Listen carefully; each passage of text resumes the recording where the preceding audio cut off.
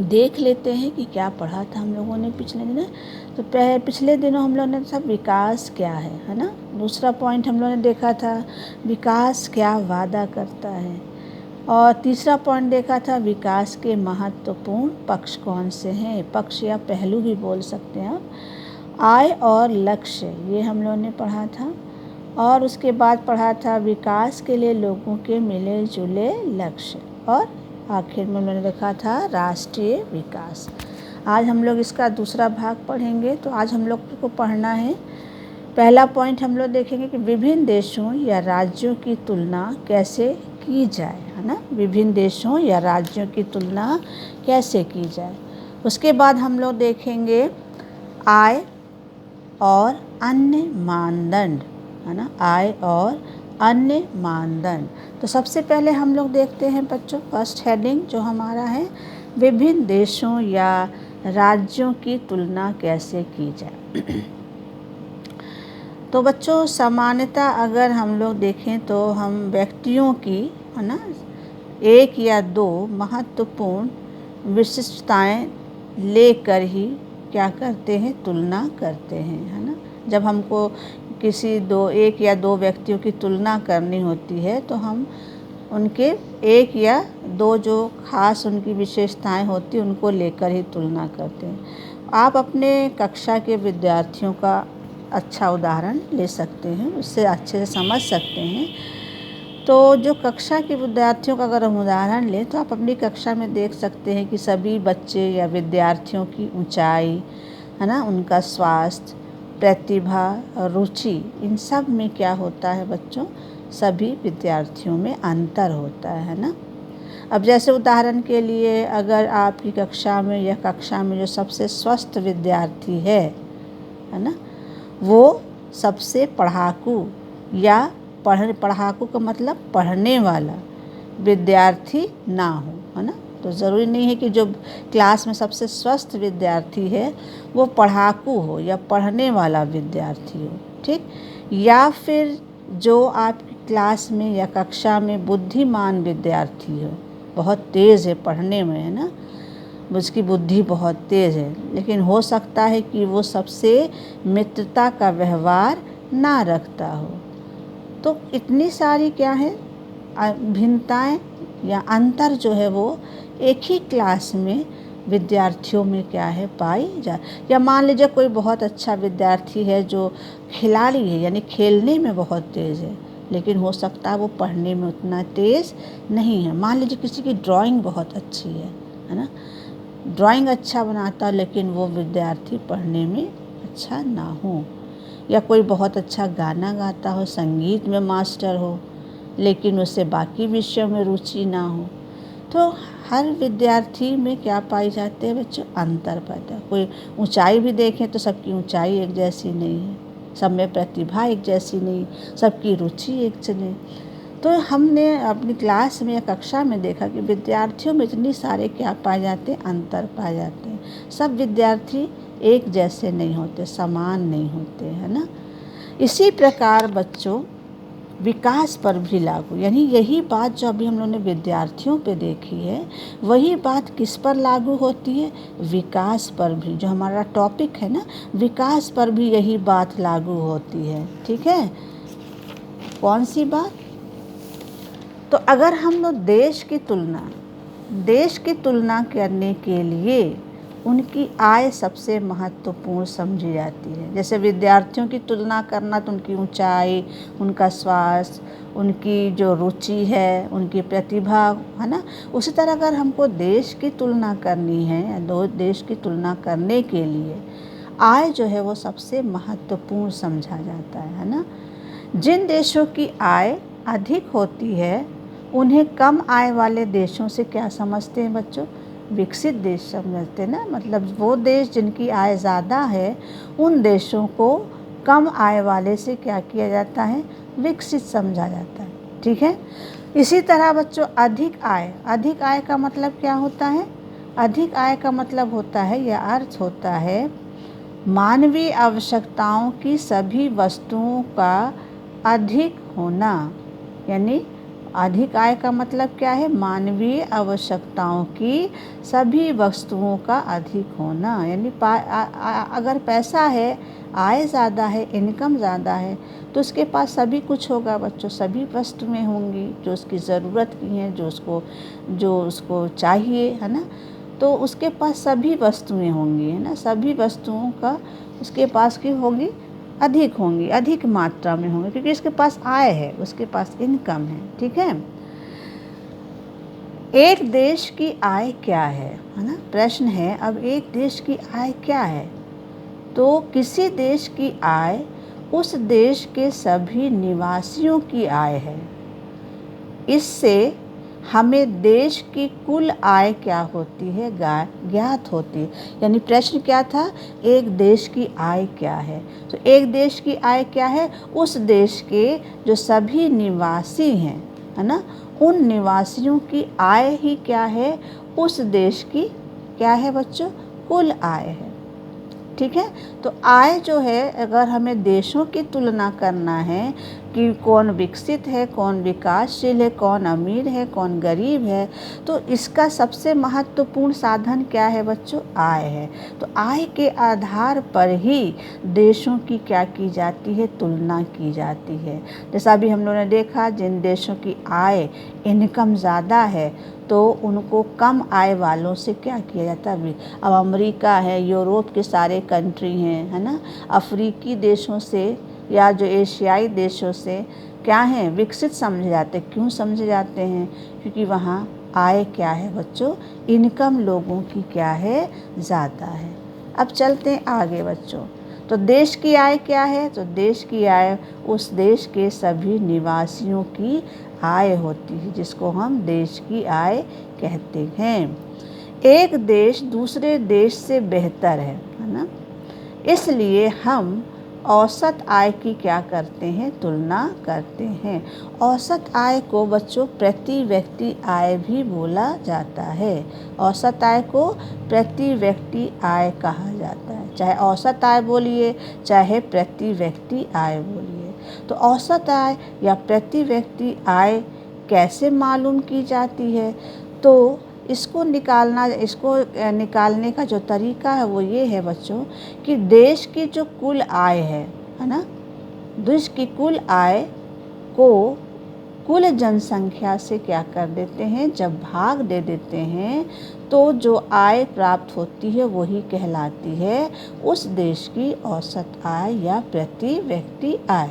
यानी उस देश की जो कुल आय है, टोटल जो इनकम है, उस टोटल इनकम में जब उस देश की कुल जनसंख्या से क्या कर दें? भाग दे दें, तो हमें कौन सी आय मिल जाती है? औसत आय या प्रति व्यक्ति आय। तो औसत आय या प्रति व्यक्ति आय क्या होती है? औसत आय या प्रति व्यक्ति आय होती उस देश के हर निवासियों की या व्यक्तियों की इनकम को बोलते हैं प्रति व्यक्ति या औसत आय। तो समझ में आ गया कि प्रति व्यक्ति आय औसत आय क्या होती? तो प्रति व्यक्ति या औसत आय होती है व्यक्तियों की, है ना, किसी देश के जो व्यक्ति होते हैं उनकी आय को ही बोला जाता है प्रति व्यक्ति आय। ये कैसे मालूम किया जाता है? तो कुल आय में जब कुल जनसंख्या से भाग दिया जाता है तो प्रति व्यक्ति आय निकलती। अब आता है हमारा विश्व बैंक। विश्व बैंक जो है, इसने अपनी जो विश्व विकास रिपोर्ट है उसमें आय के आधार पर, कौन से आय के आधार पर? प्रति व्यक्ति आय के आधार पर, है ना, देशों का क्या किया है? वर्गीकरण किया है। विश्व बैंक ने अपने विश्व विकास रिपोर्ट में, है ना, प्रति व्यक्ति आय के आधार पर देशों का क्या किया है? वर्गीकरण किया है। अब कैसे किया है? तो विश्व बैंक के अनुसार, जो हमारा वर्ल्ड बैंक है उसके अनुसार, वे देश जिनकी 2017 में प्रति व्यक्ति आय $12,056 है ना, यानी $, मतलब जो अमरीकी पैसा है ना, उसको डॉलर बोलते हैं ना, तो वो देश जिनकी प्रति व्यक्ति आय 2017 के अनुसार कितनी है? $12,056। प्रति वर्ष या उससे अधिक। उन देशों को विश्व बैंक ने कौन सा देश कहा है? समृद्ध देश कहा है, यानी विकसित देश कहा है। समृद्ध देश का मतलब विकसित देश कहा है। कौन से देश को? जहाँ पर जिनकी प्रति वर्ष इनकम कितनी है, प्रति व्यक्ति आय कितनी है? $12,056। तो उन देशों को विश्व बैंक ने समृद्ध देश या विकसित देश कहा है। फिर इसके बाद विश्व बैंक ने के अनुसार वे देश जिनकी प्रति व्यक्ति आय यानी जो व्यक्तियों की इनकम है वो $, कितनी है? $995, है ना, यानी अमेरिकी रुपया या अमेरिकी डॉलर कितना है? 995, या उससे भी 995 से भी कम। तो ऐसे देशों को विश्व बैंक ने कौन सा देश कहा है? निम्न आय वाला देश। निम्न आय वाला देश का मतलब होता है विकासशील देश, है ना। तो वर्ल्ड बैंक ने प्रति व्यक्ति आय के आधार पर देशों का वर्गीकरण मुख्य रूप से इन दो भागों में किया है, विकसित यानी समृद्ध, निम्न आय वाले यानी विकासशील देश। भारत जो है वो किस वर्ग में आता है? तो भारत के 2017 के अनुसार जो प्रति व्यक्ति इनकम है या प्रति व्यक्ति आय जो है वो है $, यानी अमेरिकी डॉलर 1,820 रुपये, यानी $1,820 प्रति वर्ष। यानी भारत में एक व्यक्ति की जो इनकम है वो कितनी है? $1,820 प्रति वर्ष, है ना। तो भारत जो है वो इन दोनों देशों के बीच में आता, मध्य में आता, यानी समृद्ध देश और निम्न आय वाला देश। यानी भारत की जो इनकम है वो $2,000 से कम है लेकिन 995 से ज़्यादा है, इसलिए भारत जो है वो इस मध्यम, भारत किस वर्ग में आएगा? मध्यम आय वर्ग वाले देश में आता है। तो वर्ल्ड बैंक के अनुसार भारत जो है वो इस समय 2017 के अनुसार मध्य आय वर्ग वाले देश की श्रेणी में आता है। तो ये हो गया बच्चों वर्ल्ड बैंक के द्वारा देशों का वर्गीकरण, किसके आधार पर? प्रति व्यक्ति के आधार पर। अब चलते हैं आय और अन्य मानदंड। अभी हमने पिछले भाग में पढ़ा था बच्चों कि व्यक्तिगत लक्ष्यों के बारे में देखा था ना, कि एक ग्रामीण जो भूमिहीन किसान है उसका लक्ष्य कुछ और था विकास के बारे में, और जो एक पंजाब का संपन्न किसान था उसका लक्ष्य कुछ और था। तो हम लोगों ने जो लक्ष्य देखा उससे हमें पता चला कि लोग जो हैं वो केवल बेहतर आय नहीं चाहते, है ना, मतलब लोग जो हैं वो केवल बेहतर आय यानी इनकम ही नहीं चाहते, यानी उसके बारे में नहीं सोचते, बल्कि इसके साथ साथ बेहतर आय के साथ साथ लोग जो हैं वो अपनी सुरक्षा, दूसरों से आदर और समानता का व्यवहार पाना और आज़ादी जैसे लक्ष्यों के बारे में भी सोचते हैं। तो लोगों की जो सोच है वो केवल बेहतर आय ही नहीं है, वो बेहतर आय के साथ साथ क्या चाहते हैं?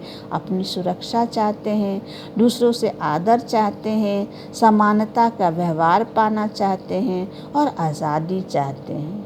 ठीक है, तो जैसे व्यक्ति यानी लोग की सोच इस तरह है कि वो आय के साथ साथ ये सारे लक्ष्य भी चाहते हैं, ये वो चाहते हैं कि ये लक्ष्य भी उनके पूरे हों, उनको इज्जत मिले, सम्मान मिले, आज़ादी मिले। ठीक उसी प्रकार जब हम देश या किसी क्षेत्र के बारे में सोचते हैं तो हम औसत आय के अतिरिक्त, यानी औसत आय मतलब प्रति व्यक्ति आय के अतिरिक्त अन्य महत्वपूर्ण लक्षणों के क्या है बारे में भी सोचते हैं। जैसे लोग जो हैं केवल बेहतर आय नहीं चाहते, इसके साथ साथ वो अपनी सुरक्षा, आदर, समानता और आज़ादी जैसे लक्ष्यों के बारे में सोचते हैं। वैसे ही बच्चों अगर हम किसी देश या किसी क्षेत्र के बारे में सोचते हैं तो हम औसत आय के अतिरिक्त यानी प्रति व्यक्ति के आय के अतिरिक्त और भी बहुत से महत्वपूर्ण लक्ष्यों के या लक्षणों के विषय में क्या करते हैं, सोचते हैं। अब वो लक्षण क्या क्या है वो हम लोग देखेंगे। तो पहला लक्षण क्या है बच्चों, वह है प्रति व्यक्ति आय।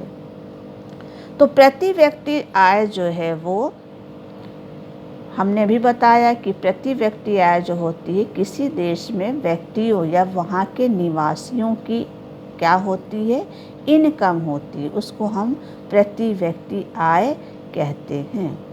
तो भारत में प्रति व्यक्ति आय अगर हम देखें तो मैं आपको एक डायग्राम आपकी बुक से दिखा रही हूँ, ये है तालिका, है ना।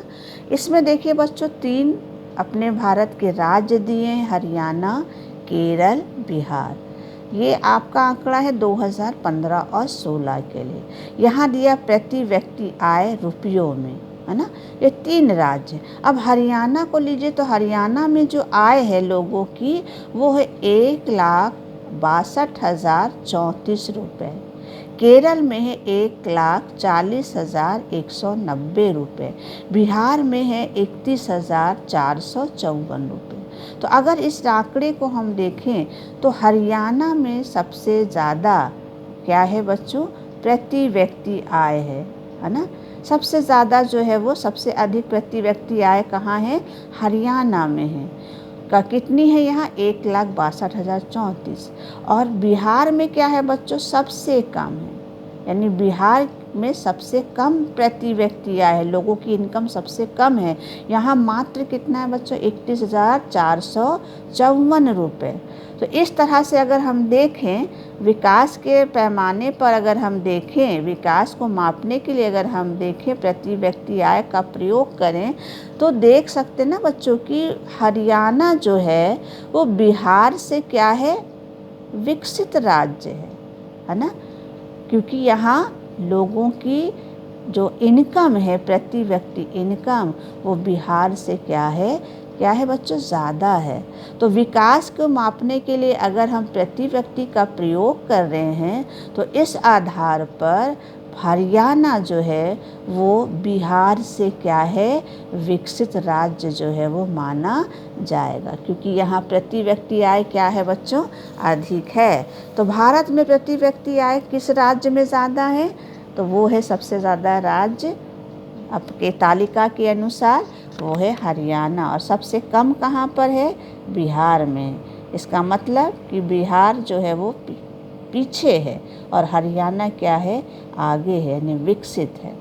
विकास मापने के लिए, है ना, यदि प्रति व्यक्ति आय का प्रयोग किया जाए तो हरियाणा सबसे अधिक और बिहार जो है वो सबसे कम विकसित राज्य जो है वो माना जाएगा या होगा। तो ये हो गया बच्चों आय और अन्य मानदंड। तो आय हो गया प्रति व्यक्ति आय, तो हमने देखा कि हरियाणा जो है विकसित है बिहार से, कि यहाँ प्रति व्यक्ति आय ज़्यादा है। और ये पीछे हरियाणा से क्यों है, क्योंकि यहाँ प्रति व्यक्ति आय कम है। अब चलते हैं शिशु मृत्यु दर, है ना। अन्य मानदंड में है शिशु मृत्यु दर। तो शिशु मृत्यु दर किसको बोलते हैं बच्चों, ये हमें पता होना चाहिए ना। तो शिशु मतलब वो ये बच्चे जो पैदा होते हैं, जन्म लेते हैं, है ना। मृत्यु दर मतलब जो उनकी मृत्यु मरने का जो संख्या है या अनुपात है ना। तो किसी वर्ष में पैदा हुए 1,000 जीवित बच्चों में से, है ना, 1 वर्ष की आयु से पहले मर जाने वाले बच्चों का अनुपात ही क्या है बच्चों, शिशु मृत्यु दर है। यानी किसी वर्ष में जो बच्चे पैदा हुए, 1,000 जो जीवित बच्चे हैं, इन जीवित बच्चों में से वो बच्चे जो 1 वर्ष की आयु पूरी होने से पहले ही क्या हो गए, मर गए, जिनकी मृत्यु हो गए, ऐसे बच्चों के अनुपात को ही हम क्या बोलते हैं बच्चों, शिशु मृत्यु दर।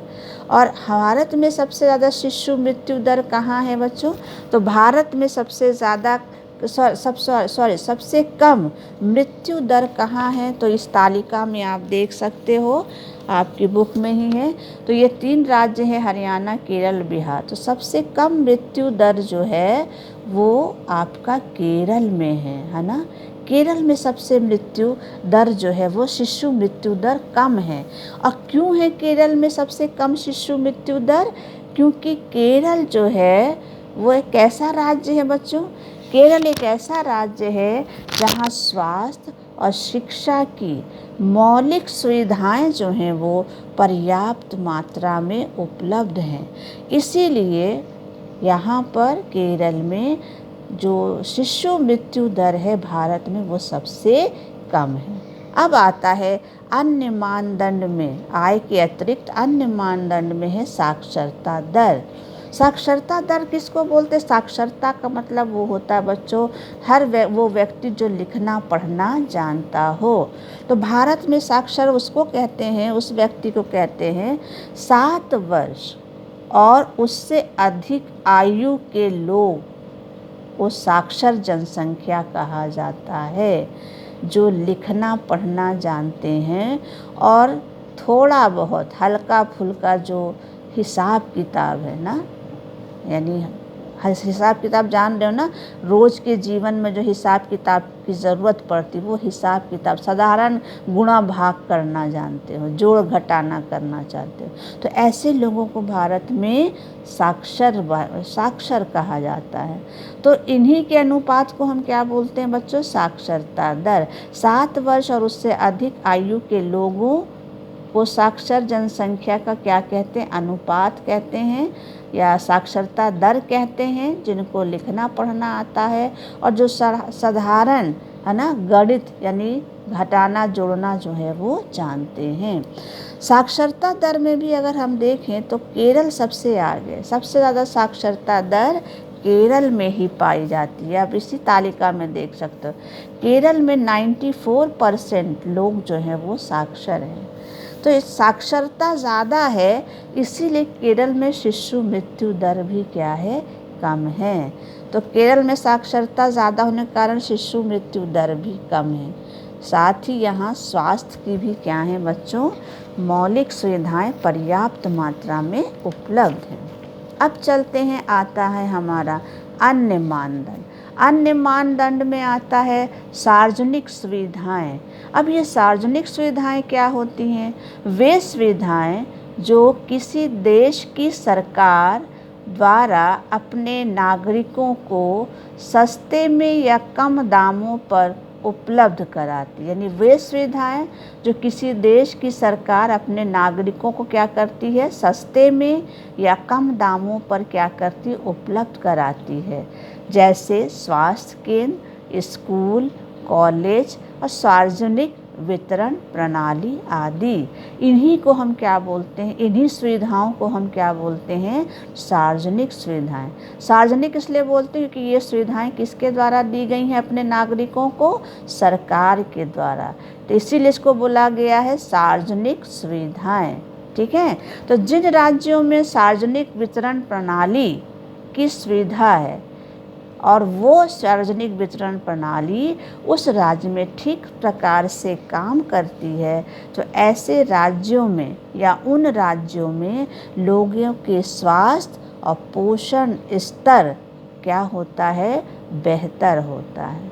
तो भारत में सार्वजनिक वितरण प्रणाली, जिसको हम राशनिंग प्रणाली भी कहते हैं, जिसमें सरकार जो है लोगों को या जो खास तौर से गरीबी रेखा के नीचे वाले लोग हैं ना, उनको कम कीमत पर या कम मूल्य पर उनकी आवश्यकता की क्या करती? वस्तु में उपलब्ध कराती। उसी को हम बोलते हैं सार्वजनिक वितरण प्रणाली या राशनिंग प्रणाली, है ना। तो जिन राज्यों में सार्वजनिक वितरण प्रणाली ठीक प्रकार से काम करती है, ऐसे राज्यों में लोगों का स्वास्थ्य भी अच्छा होता है और पोषण स्तर भी उनका क्या होता है? कैसा होता? बेहतर होता है। तो विकास के लिए आय के अतिरिक्त इन सारे अन्य मानदंडों की क्या होती है? आवश्यकता पड़ती है। तो बच्चों, आज का ये टॉपिक यहीं ख़त्म हो गया है, और अगर आपको कुछ समझ में ना आया हो तो मुझसे बाद में पूछ लीजिएगा। थैंक यू बच्चों।